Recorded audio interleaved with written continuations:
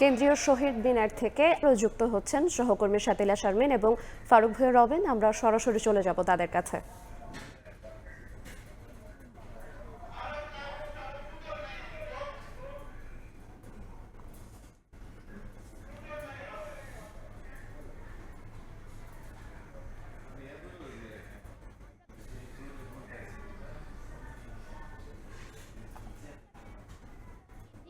আয়োজন রয়েছে সেই সম্পর্কে যদি ছোট করে একটু বলেন।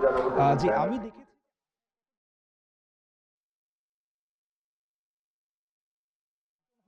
৬টার আগে তারা দিয়ে গেছেন ১২টার পর আর কি। কিন্তু আমি দেখতে পেয়েছি রাস্তায় তারা প্রস্তুতি নিচ্ছেন, বিভিন্ন ক্লাবের মানুষজন, তারা ক্লাবের বর্তমানে যারা সাধারণ শিক্ষার্থী রয়েছে এবং আমি সাবেক শিক্ষার্থীরাও দেখছি তারা আসলে এই আজকের ছুটির দিনে ওই ক্লাবের সাথে সংযুক্ত থাকতে পেরে আমার কয়েকজনের সাথে কথা হলো, তারা বেশ উচ্ছ্বাস প্রকাশ করেছেন। আজকে শুধু তারা ভাষা দিবস একটি ছুটির দিন পেয়ে তারা যে ক্যাম্পাসে আসতে পারছেন এবং এতদিন ধরে তারা যে একটি সংস্কৃতির মধ্যে ছিলেন, যে সংস্কৃতির সূতিকাগার আসলে ভাষা দিবস ২১শে ফেব্রুয়ারি, সেখান থেকে আমি দেখেছি তাদের মধ্যে এক ধরনের উচ্ছ্বাস রয়েছে এবং তারা সেই কাজগুলো করছেন। হয়তো আরো কিছুক্ষণ যাওয়ার পর আমরা সেই ভিড় আপনাকে থামাতে হচ্ছে। আপনি আরো দেখুন এবং কি কি আয়োজন থাকে সেগুলো আমাদেরকে জানান। আমরা শহীদ মিনারে এখন দেখতে পাচ্ছি যে আসলে কয়েক মিনিটের মধ্যেই শহীদ মিনার কিন্তু কানায় কানায় ভরে উঠেছে। আমরা দেখতে পাচ্ছি বিভিন্ন শিক্ষা প্রতিষ্ঠান থেকে শিক্ষার্থী সহ শিক্ষকরা আসলে একসঙ্গে আসছেন শহীদ মিনারে শ্রদ্ধা জানাতে। রবিন আমাদেরকে জানাচ্ছিলেন যে প্রতি বছরের যে আয়োজন আমরা দেখছি, এই যে গার্লস গাইড যারা চলে এসেছে, যারা শহীদ মিনারে এই ফুলগুলোকে সুন্দর করে বেদিতে সাজায়, তারা এখন চলে এসেছে। শহীদ মিনার কিন্তু আস্তে আস্তে খুব সুন্দর করে ফুলে ফুলে ছেয়ে উঠবে এখন। না, এই যে শহীদ মিনার, এটি আমরা যখন দেখি বেশ নান্দনিকভাবে যে মানে সাজানো হয় এই ২১শে ফেব্রুয়ারি বা আন্তর্জাতিক মাতৃভাষা দিবসে, এখানে কিন্তু যারা স্বেচ্ছাসেবক রয়েছে তাদের কিন্তু একটি বড় ধরনের একটি ভূমিকা রয়েছে। এবং তার বাইরে যদি আমরা বলতে যাই যে চারুকলার যে শিক্ষার্থীরা রয়েছে তাদেরও কিন্তু খুব একটা বড় একটি ভূমিকা রয়েছে আলপনা সাজানো। আমরা গতকাল এসেছিলাম, তার আগের দিন এসেছিলাম, আমরা কিন্তু দেখেছিলাম যে তারা সুন্দর মানে তাদের বেশ ব্যস্ত সময় কাজ করছে এবং এইগুলো পুরো স্বতঃস্ফূর্তভাবে শিক্ষার্থীরা করছেন। এবং তাদের সঙ্গে যখন আমরা কথা বলছিলাম তারা তখন বলছিলেন সেই যে ভাষা সংগ্রাম কিংবা যে জাতির বিভিন্ন অধিকার আদায়ের জন্য আমাদের পূর্বপুরুষরা যেভাবে নিজেদের আত্মদান দিয়ে গেছেন, সে আত্মদান তাদেরকে অনুপ্রাণিত করে এবং সে জায়গা থেকেই কিন্তু যে তারা নিজেরা স্বতঃস্ফূর্তভাবে এখানে আসেন এবং আলপনা আঁকা বা রং তুলির আঁচড়ে যেন আমাদের সেই গৌরব গাথা, জাতির গৌরব গাথা ফুটিয়ে তোলার জন্য তারা তাদের সর্বোচ্চ যে চেষ্টাটা সেটি তারা করেছেন এবং সেটা তাদের নিজেদের ভিতর থেকে একটা তাগিদ আসে। অর্থাৎ মানে একটি বিষয় যদি আমরা বলতে যাই যে রক্তের ঋণ সেটি তো কখনো শোধ হওয়ার নয়, কিন্তু আমরা যদি ভাষা সংগ্রামীদের কিংবা বিভিন্ন সময় আমাদের জাতি রাষ্ট্র গঠনের ক্ষেত্রে যারা আত্মদান বিভিন্নভাবে করে গেছেন তাদের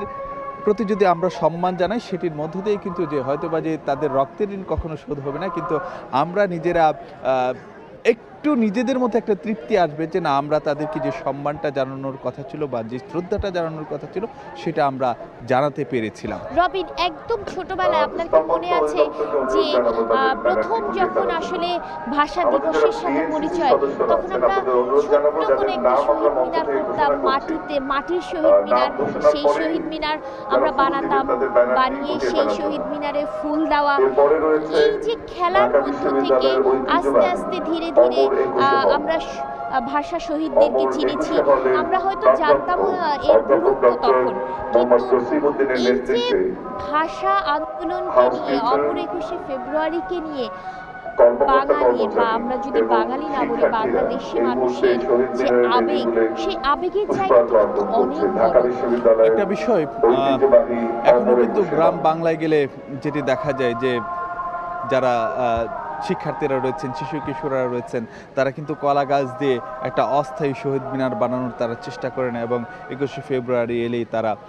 ফুল দিয়ে সেখানে শ্রদ্ধা জানানোর জন্য, অর্থাৎ তার মধ্য দিয়ে তারা ভাষা সংগ্রামীদের, ভাষা শহীদদের তারা স্মরণ করেন এবং তাদের প্রতি তাদের যে শ্রদ্ধা নিবেদন সেটি তারা করে থাকেন। তো এই যে রবিন শুরু হয়ে গেছে কিন্তু ফুলগুলো নিয়ে জড়ো হতে শুরু করেছে,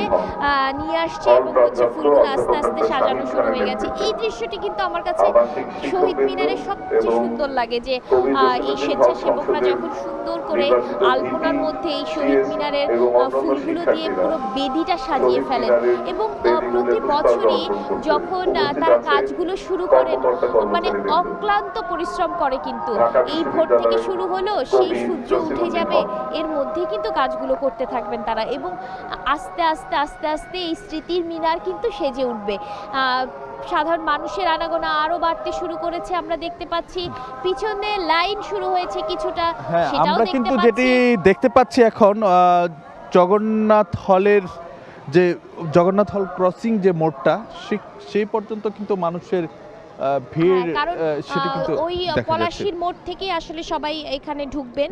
শ্রদ্ধা জানানোর জন্য, কারণ আমরা জানি ঢাকা বিশ্ববিদ্যালয়ে অমর 21শে ফেব্রুয়ারিকে কেন্দ্র করে একটি বিশেষ ব্যবস্থাপনা করে এবং যে সড়কগুলো আসলে নির্দিষ্ট করে দেওয়া থাকে কোন জায়গায় কোন সড়কগুলো থেকে আসলে শহীদ মিনারে আসা যাবে, প্রতিবারই মোটামুটি পলাশী থেকে আসলে সাধারণ মানুষ আসতে পারেন এবং তারা বেরিয়ে যান আসলে শাহবাগ অথবা এই এখন এই দোয়েল চত্বর কিংবা চানকারপুর মোড় দিয়ে তাদেরকে বের হতে হবে। অর্থাৎ কেন্দ্রীয় শহীদ মিনারে আমরা নিশ্চয়ই, যদি আমাদের লাইভে যারা দেখছেন আমাদের টেলিভিশনে, তারা নিশ্চয়ই অনেকে কিন্তু যে আসবেন, তো তাদের জ্ঞাতার্থে যদি একটু আরেকবার একটু জানিয়ে রাখি যে কেন্দ্রীয় শহীদ মিনারে শ্রদ্ধা নিবেদনের জন্য পলাশী মোড় দিয়ে জগন্নাথ হলের ক্রসিং দিয়ে কেন্দ্রীয় শহীদ মিনারে প্রবেশ করার যে রাস্তা সেটি রয়েছে এবং তারপরে শ্রদ্ধা নিবেদন শেষে তাদেরকে দোয়েল চত্বর কিংবা চানকারপুর মোড় দিয়ে তাদেরকে মানে বের হওয়ার যে পথ সেটি। কারণ শহীদ মিনার যে এলাকাটি আসলে একটি ব্যস্ত এলাকা এবং সব মিলিয়ে জায়গাটা কিন্তু অনেক বড় না, সে কারণেই আসলে এই জায়গাটিতে এক ধরনের সড়ক ব্যবস্থাপনা নিতে হয় প্রতি বছরই এবং আমরা জানি, আমরা দেখতে পাচ্ছি যে আইন শৃঙ্খলা রক্ষাকারী বাহিনীর সদস্যরা রয়েছেন, তারা আসলে নিরাপত্তার ব্যাপারটি দেখছেন এবং এই নিশ্চিত নিরাপত্তার তারা দিচ্ছেন, কারণ শহীদ মিনারে যাতে সর্বস্তরের মানুষ নির্বিঘ্নে শ্রদ্ধা জানিয়ে যেতে পারে সেই ব্যবস্থা কিন্তু প্রতি বছরের মতো এবারও আমরা দেখতে পাচ্ছি। এবং আমরা এবার দেখতে পাচ্ছি, যেটি আগে বলছিলাম, যে হয়তোবা রমজানের কারণে মানুষের এই ভোরে একটু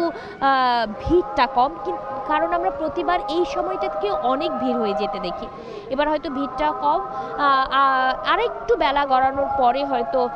সাধারণ মানুষের ঢলটা নামবে, যারা আসলে হাজার হাজার মানুষ যে শহীদ মিনারে প্রতি বছর শ্রদ্ধা জানাতে আসেন, সেই শ্রদ্ধা জানানোর যে অনুষ্ঠানটি চলে আসলে প্রায় দুপুর পর্যন্ত কিংবা সারাদিনই চলে, সেই জায়গাটায় আসলে মানুষ আস্তে আস্তে ধীরে ধীরে আসতে শুরু করবেন এবং সবাই আমরা দেখতে পাচ্ছি যে শ্রদ্ধা নিবেদনের জন্য যে ফুলগুলো এসেছিল সেই ফুলগুলো দিয়ে সুন্দর করে বেদি সাজানোর কাজটা চলছে। আপনি নিরাপত্তাজনিত বিষয়গুলো বলছিলেন, এখানে কিন্তু যে আইন শৃঙ্খলা বাহিনীর পক্ষ থেকে কয়েক স্তরের নিরাপত্তা ব্যবস্থা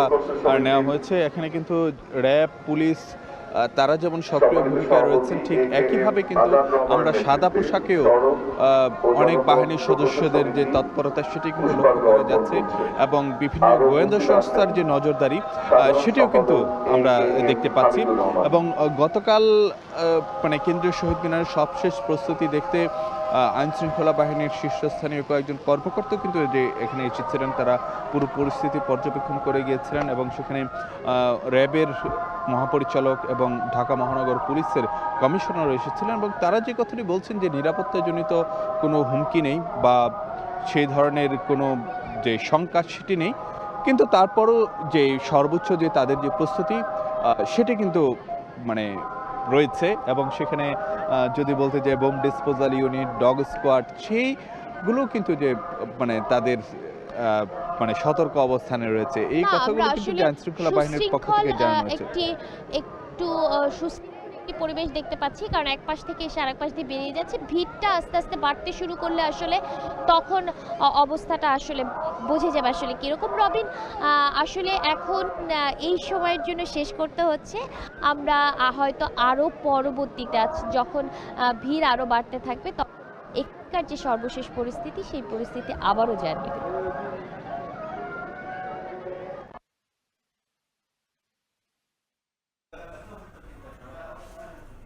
কেন্দ্রীয় শহীদ মিনার থেকে সেখানকার সর্বশেষ জানাচ্ছিলেন সহকর্মী শাতিলা শারমিন এবং ফারুক ভূঁইয়া রবিন।